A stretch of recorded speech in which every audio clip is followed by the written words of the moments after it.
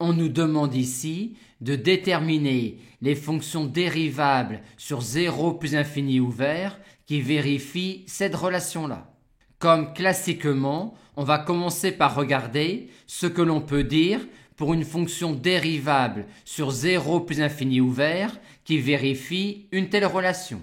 Et à la fin de cette étape, on aura ainsi grandement restreint le domaine dans lequel on recherchera les fonctions qui vérifient un tel problème. Quand f est dérivable sur 0 plus infini ouvert et vérifie une telle relation, f est clairement 2 fois dérivable sur 0 plus infini ouvert, vu que l'on a alors ici une quantité qui est dérivable sur 0 plus infini ouvert. On va donc essayer de se débarrasser du 1 sur x qui est ici en redérivant cette relation-là, ce qui nous donne cela. On va ensuite remplacer cette quantité-là par f' de x moins x2 sur x et remplacer cette quantité-là par 1 sur x f de x plus 1 sur x2, ce qui nous donne cela. Et on obtient ainsi que si une fonction f dérivable sur 0 plus infini ouvert vérifie une telle relation, alors f est solution de cette équation différentielle-là. Pour résoudre cette équation différentielle-là, on nous dit d'y effectuer le changement de variable x égale exponentielle t. Que signifie cela?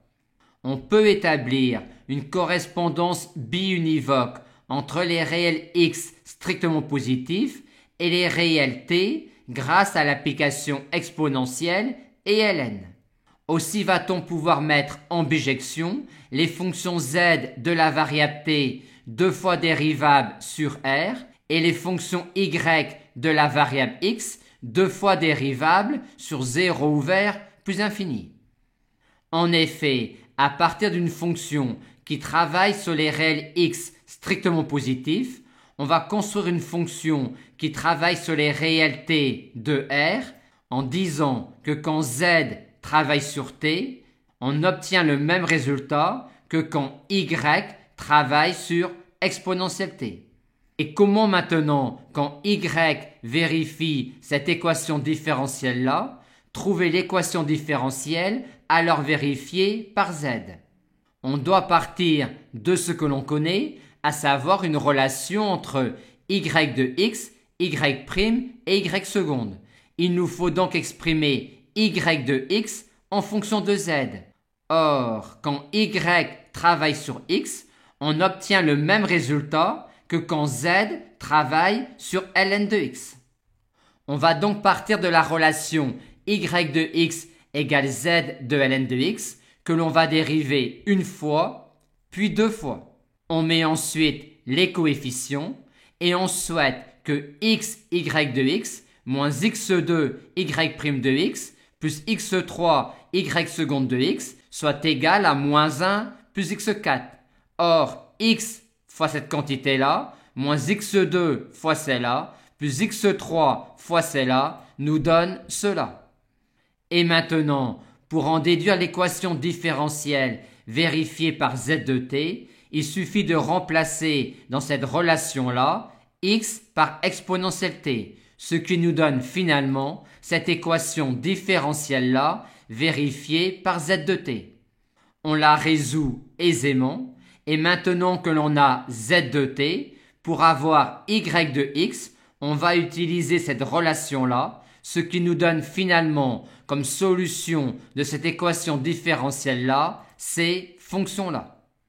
On a donc obtenu que si f est une fonction dérivable sur 0 plus infini ouvert qui vérifie une telle relation, alors f est de cette forme-là. Et on ne voit pas comment facilement on pourrait donner des renseignements supplémentaires sur lambda et mu. On va donc maintenant rechercher à quelles conditions nécessaires et suffisantes sur lambda et mu une telle fonction est solution du problème posé.